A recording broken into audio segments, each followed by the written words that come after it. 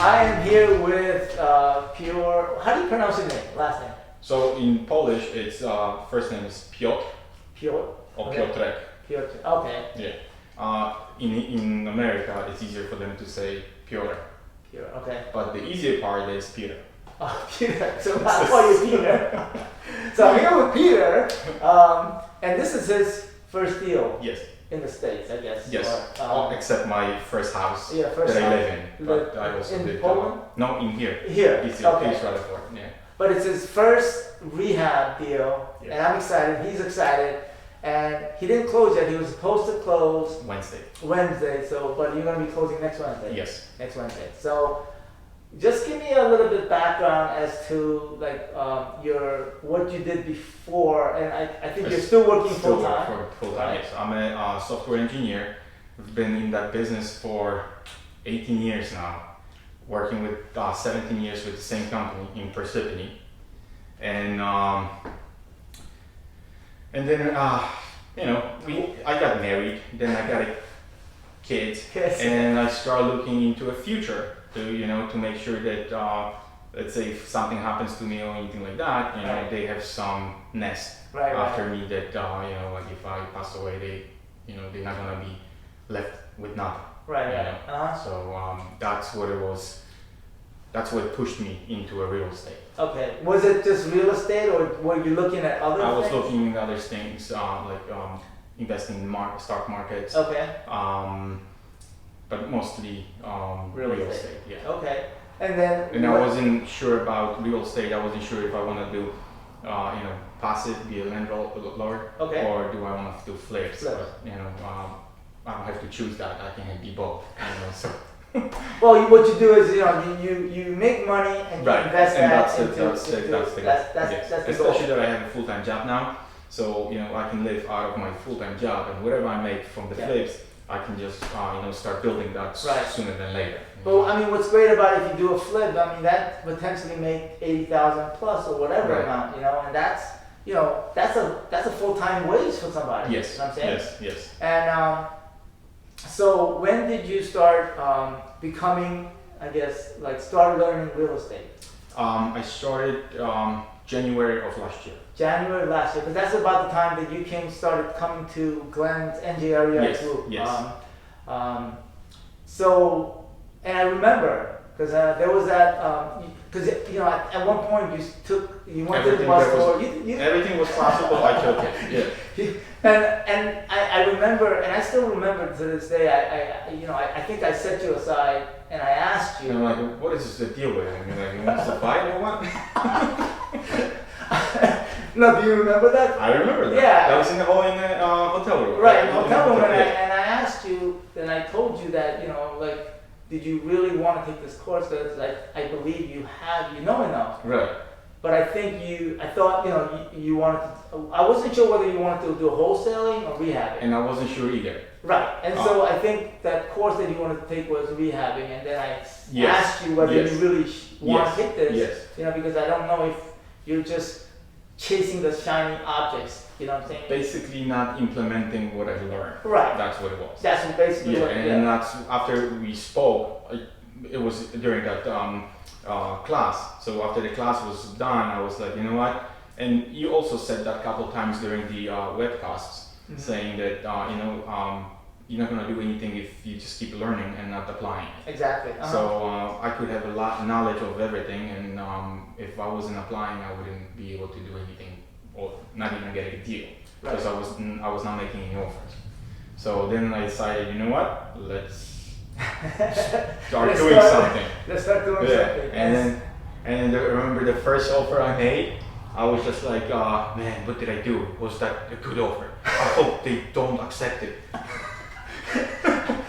You're going through the same thing that Yeah. a lot of people go through is Yeah. because you make that offer and you're scared. And then you guess yourself, question yourself again.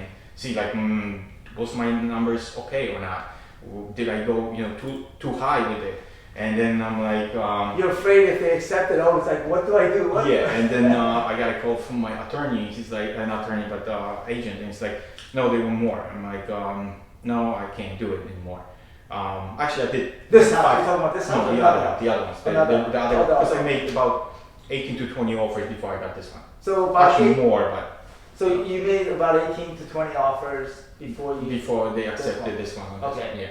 Because the first one was I was waiting for the answer from the seller to see if they accepted it or not, and they did. The first one they did not. Mm-hmm. Then I made another offer, and it was just getting easier, and then just the bucket open, and like whatever I saw it, I did the numbers and like, okay, let's put this on this, let's put the offer on this one for this one, and then I finally got this one. So. That's all it is. It's just going over, getting over that hump of making that offer. And then and another stage was after they accepted this offer, I had that. This offer you talking about? Yeah, about this house. Then I start going, okay, what am I gonna do with this house? And then I had an inspector. Inspector came and he just starts pointing everything wrong with this house because there is everything wrong with this house. And then I'm like, man, was this the right decision? So you start questioning yourself again, and then I'm like, you know what? No, I just need to believe in and trust in my numbers, and then ask people that let's say contractors to just run the numbers against with them to see if my numbers match what they think it's gonna take. And once that matched, and they basically said that that's basically it. Okay. Then all the doubts went away. So on this house that you made the offer, did they accept the first offer that you made? No, I had to raise 10,000 higher. 10,000. So my initial offer was 180. Right. And then my agents like, oh, they have another offers, and they said that they want a higher offer. Mm-hmm. So I ran my numbers, and my maximum was 190. 190. So I said, you know what, let's go with 190, and that's it. Okay. Because like I said, I had my maximum allowable offer, right? But I always offer a little bit less, so I have that time, the fudge factor, yeah. Yes, so I can go a little bit higher if they ask me, So let me. Were the other offers higher, or did the agents say anything? They did not say. They just, Okay. No, they did not. So this is an REO, right? Yes. So did you make offers on other properties besides REOs, like for sale by owners, or? Not those, but actually, if not by owners, but on the MLS. On the MLS. Yes. So you're basically what you were doing is making offers on the MLS. Yes. Okay. Yes. So I've always I always taught that you can make offers on MLSs. It doesn't mean just because there are other. I mean, the competition is always there. Will always be there. And then you never know when you're gonna. Because everybody has different situations, and sometimes you're gonna offer something to a person, and the person's gonna say, no, I want more money. But then a month later, something might change in that person's situation, and then some other person is gonna come in and offer a little bit less, and they say, you know what, let's take it and move on. Right. And so yeah. Okay. So what is? I mean, if for those people that are watching right now, what would you say is one thing that you learned throughout this, like the beginning process? The beginning process of after accepting it? Well, not accepting it, but I guess starting to learn. And I'm sure there's a lot to learn in real estate. and like you said, that you still keep learning. So for me, I'm a software engineer.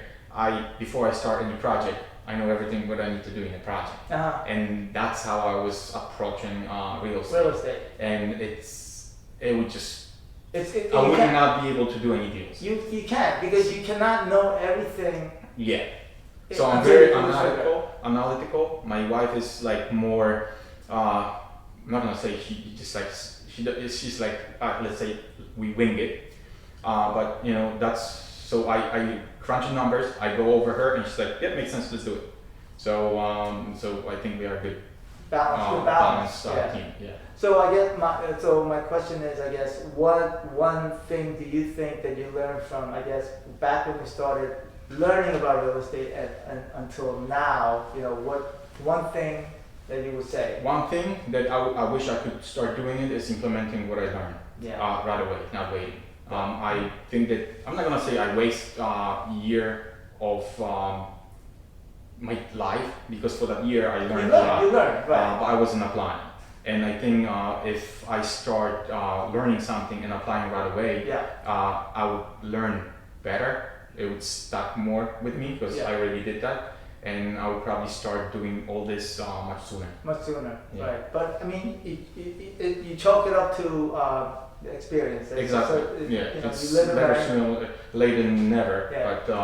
But like I said, if I had to go do it again, and I remember, like I told you when we spoke on Skype and all that stuff, I told you that was that one thing that stuck in my head when you said you need to start making offers and start doing and implementing what you learn. Right. And I'm like, you know what, I need to start doing it, and that's what it was. Right. I'm excited for you, and I hope that people get a little bit of nugget here. And like I always say to people, like this is the number one thing that people have difficulty with is that they're not taking action. They're not making enough offers, and they're not implementing what they've already learned or what they've already purchased. And that's that's my biggest thing, is that once you get over that hurdle, then it's just everything opens up. Yes, and then I think what was stopping me was all that legal stuff that happens after they approve the offer. But you told me, like, listen, you can just make offers if they accept it and you put a down payment. You have that 2 weeks of inspection period. Just go to that inspection period, get the inspector, go with him. You're gonna learn tons of things from the inspector of what to look for and what needs to change or whatever. And then if you don't like it, you can always back out and take money back and just make another offer. Right. And so I guess the other factor I think a lot of people are worried about is afraid to lose money. Right. When you spend money on an inspection for a house that you have under contract, that's considered an investment. Or class, because the inspectors, they are really, like, at least mine, he's a builder, and he like a lot of, we spent here for, we were here for like 2.5 hours, and I was just like asking him everything. He's like, oh, what about this? Oh, what about that? Oh, what do you think about this? And he's just like, he was very nice. And he's got probably sick of you, and then but I learned a lot. Because next time I'm gonna go and I'm gonna implement what he told me what to look for. Exactly. And then it's gonna be, I guess it's a repetition. Once you start doing more and more those, going to the houses, inspect yourself and see it, and then having him come back and see, okay, and point the same thing you thought that are wrong, then it's just much easier. And that money that you spend on him, I think it's well worth it. Right. Just to learn something. Because you're gonna spend that money somewhere else on an education anyways. Right. So, and here at least it's a real time, real world education. Yep. And in the sense that that's what you need to do. You need to make an offer, get accepted, and go and inspect the house. If you don't like it, you can always back out. Yeah. All right, cool. All right, so his first rehab, and hopefully we're gonna have a follow-up video of the finished project and what happens afterwards. And so hopefully this will be a continuing series. All right. Yes. Thanks for letting me. Thank you, Paul. Okay. Thank you for your help.